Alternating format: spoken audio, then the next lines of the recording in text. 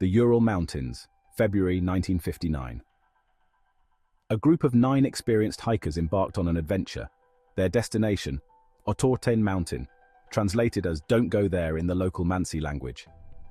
This expedition, led by the charismatic Igor Dyatlov, would become a chilling tale of mystery and speculation, forever known as the Dyatlov Pass Incident.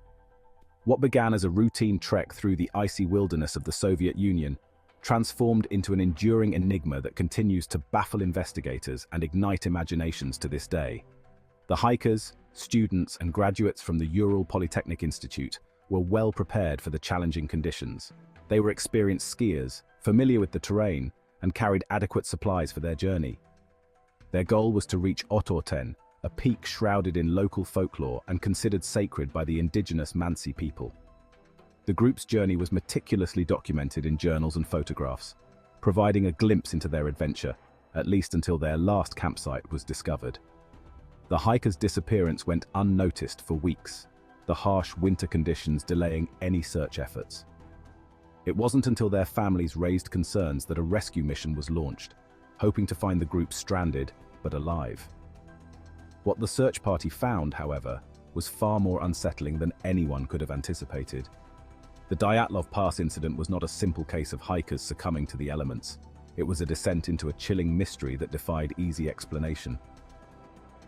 The discovery of the hikers' tent sent chills down the spines of the search party. It was found cut open from the inside, as if the occupants had fled in a desperate panic.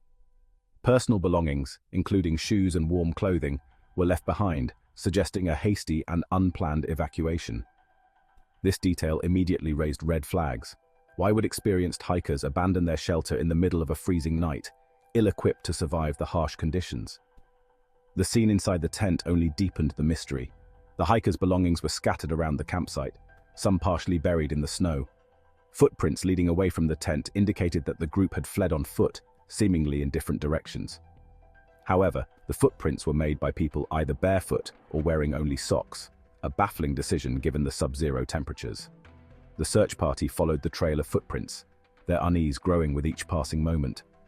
The scene suggested a chaotic and terrifying flight from an unknown threat, leaving more questions than answers in its wake. The first bodies were found a considerable distance from the tent, lying under a cedar tree.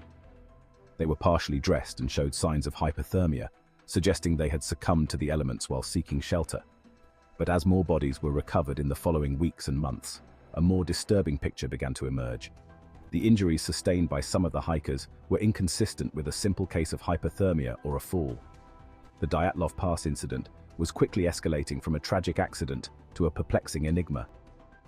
The autopsies revealed baffling injuries. Some victims had severe internal injuries, including fractured ribs and skulls, yet no external trauma. Investigators described these injuries as consistent with a car crash, a bewildering finding given the remote location. Adding to the strangeness, some victims' clothing tested positive for high levels of radiation. Perplexingly, some bodies had a detached tongue and eyes. These injuries, combined with the lack of external wounds, fueled speculation about the cause of death. Some speculated a wild animal attack, but there were no signs of animal tracks. Others suggested an avalanche, but the terrain and body positions didn't support this theory. The lack of conclusive evidence deepened the mystery of the Dyatlov Pass incident. The strange injuries, missing clothing, and tent ripped from the inside created a puzzle investigators struggled to solve. The official investigation concluded the hikers died from a compelling natural force, a vague explanation that fueled speculation. The Dyatlov Pass incident remains a chilling reminder of the unknown, a testament to the mysteries in familiar landscapes.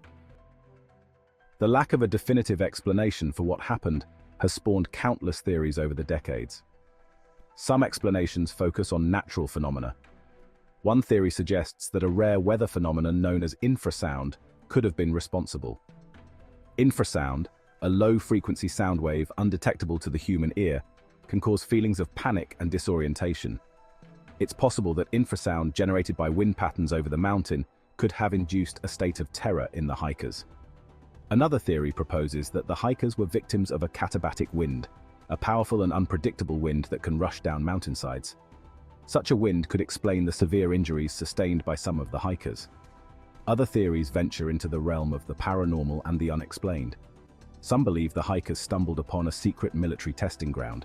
Still, others propose that extraterrestrial activity may have played a role. These theories highlight the enduring fascination with the Dyatlov Pass incident.